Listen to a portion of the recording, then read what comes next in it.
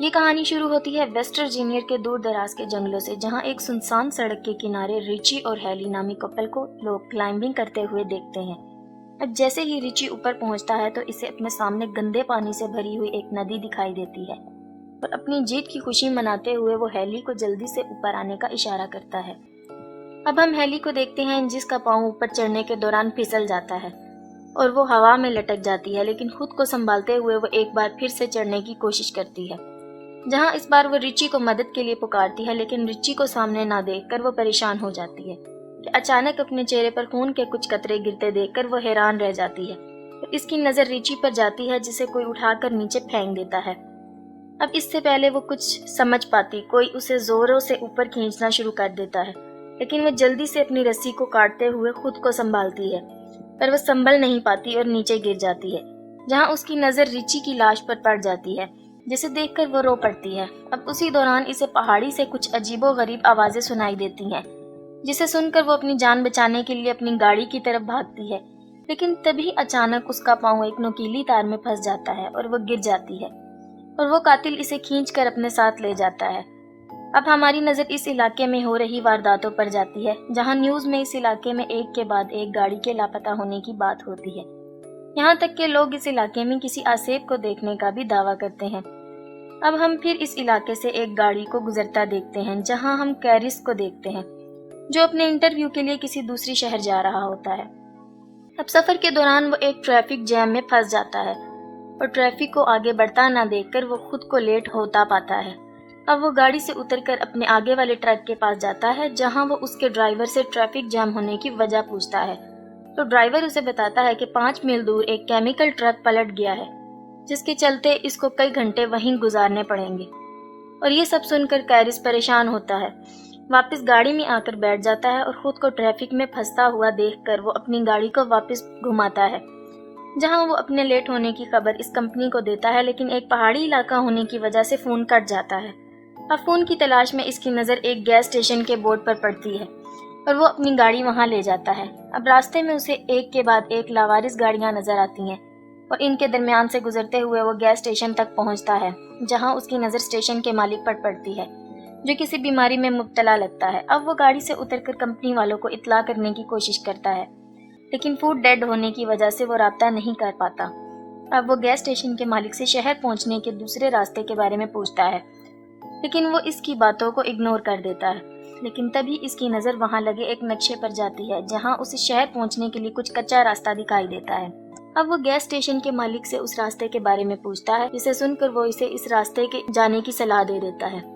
اب وہ گاڑی لے کر اس راستے کی طرف روانہ ہو جاتا ہے، جہاں وہ گھنے جنگلوں سے ہوتا ہوا ایک انٹرسیکشن تک پہنچتا ہے، جہاں اسے ایک شارٹ کٹ راستے کا بورڈ دکھائی دیتا ہے۔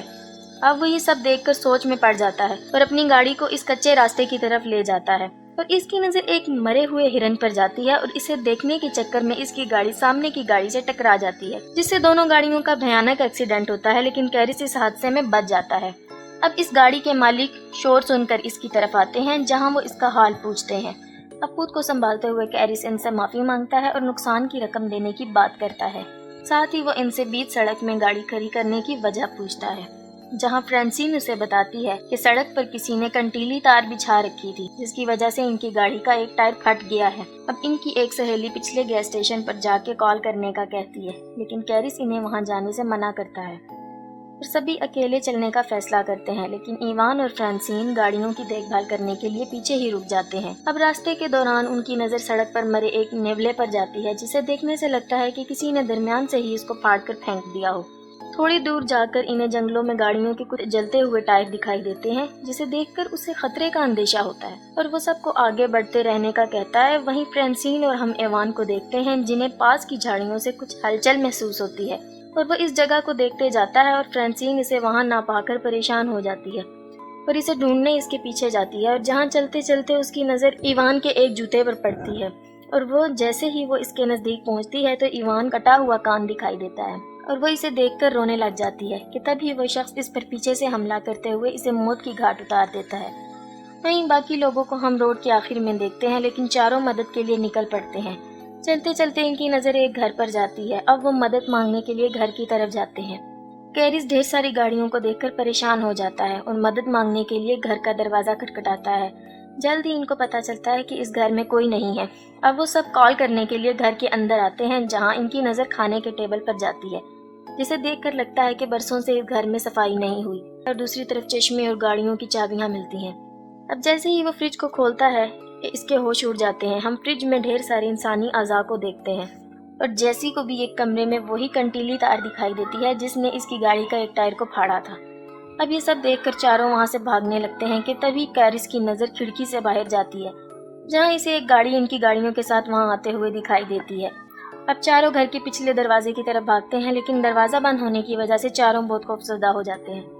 वहीं दूसरी तरफ हम इस कातिल को अंदर आते देखते हैं। वो अंदर आकर फ्रांसीन की लाश को ज़मीन पर फेंकता है और हमारी नज़र वहां कैरिस और जैसी पर जाती है, जो इसकी लाश को देखकर सकते में आ जाते हैं। और वहां हम पहली बार 3 आदमखोरों को देखते हैं, जो फ्रांसीन की लाश को उठाकर टेबल पर रखते हैं और अपने तेज धार औजारों से इसको काटना शुरू कर देते हैं। जहाँ ये खूनी मंजर देखकर जैसी ही कार्ली चिल्लाने लगती है, वैसे ही स्कॉट इसके मुंह पर हाथ रख देता है। अब कुछ देर बाद वो आदमखोर लाश को खाकर गहरी नींद में सो जाते हैं, जहाँ मौका पाकर सब ही दबे पांव वहां से निकलने की कोशिश करते हैं कि इसी बीच एक आदमखोर की नज़र इन पर पड़ती है, जिसे देखकर सब ही घर के पीछे भागना शुरू कर देते हैं। अब ये देखते ही देखते अचानक वो आदमखोर ढूंढते हुए वहां आ जाते हैं और कैरिस इनकी गाड़ियां चुराने का प्लान करता है और चिल्लाते हुए इसका ध्यान अपनी तरफ करने की कोशिश करता है। लेकिन तभी एक आदमखोर इस पर गोली चलाता है और वो जख्मी होकर गिर जाता है। ये देखकर बाकी 3 हैरान रह जाते हैं। अब स्कॉट को जंगल में भागते हुए देखते हैं और जैसे ही इसकी नज़र इस ट्रक की तरफ जाती है और वो इस ट्रक को देखकर इसकी तरफ जाने लगता है कि इसी वक्त एक तीर इसके सीने में आर पार हो जाता है और वो तीनों अपनी जान बचाकर भाग निकलते हैं। जहाँ कुछ दूर जाकर इनका ट्रक कीचड़ में फंस जाता है और इन सबको वो ट्रक वहीं छोड़ना पड़ता है। तीनों अपनी जान बचाते हुए जंगल से सड़क की तरफ निकल पड़ते हैं। दिन से शाम हो जाती है और वो आदमखोर इन तीनों के शिकार पर निकल पड़ते हैं। दूसरी तरफ वो तीनों थक कर एक जगह आराम करने के लिए रुकते हैं, जहाँ कार्ली इनको ऊपर देखने का इशारा करती है और जैसे ही वो पलट कर देखते हैं, इन्हें अपने सामने एक वॉच टावर दिखाई देता है, जिसे देखकर वो खुश होते हैं और हम इन तीनों को ऊपर चढ़ते हुए देखते हैं। और ऊपर किसी को ना पाकर वो उदास हो जाते हैं। जैसी को वहाँ एक फर्स्ट एड बॉक्स मिलता है, जिसकी मदद से वो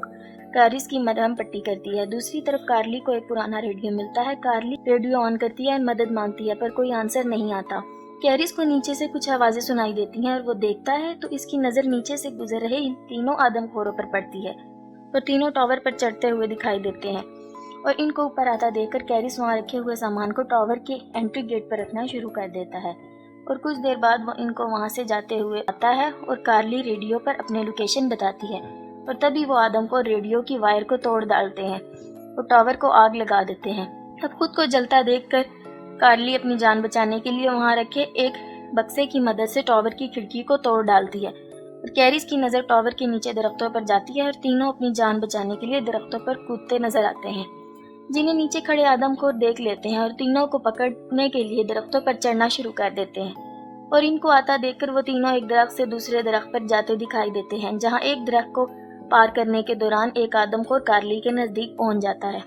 और मौका पाकर अपनी कुल्हाड़ी से इसके चेहरे पर वार करते हुए इसके 2 टुकड़े कर डालता है। तब कैरिस खुद को संभालते हुए उठता है और तभी उसे अपने पीछे एक गाड़ी का शोर सुनाई देता है और इसे एक पुलिस की जीप दिखाई देती है और वो भागते हुए इस गाड़ी को रोकता है। जैसे ही पुलिस वाला इसकी मदद के लिए आगे बढ़ता है, उसी वक्त एक तीर इसकी आंख की आर पार हो जाता है। अब हम एक आदमखोर को देखते हैं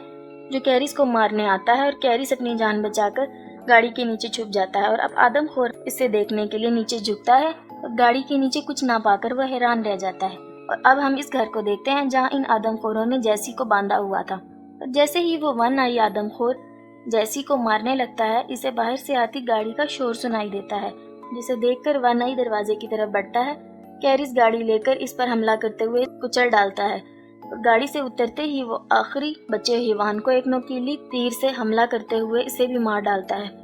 कैरिस जैसी को बचाते हुए इसे खोलने लग जाता है और इसी बीच एक आदमखोर इस पर फिर से हमला कर देता है। अब कैरिस को मरता देखकर जैसी पास रखे एक तीर की मदद से इसे मार डालती है। अब वो दोनों घर से बाहर निकलते हैं, लेकिन उसी बीच कैरिस की नज़र पुलिस की गाड़ी पर जाती है, जहां वो इसकी गाड़ी के फ्यूल बॉक्स को निशाना बनाता है,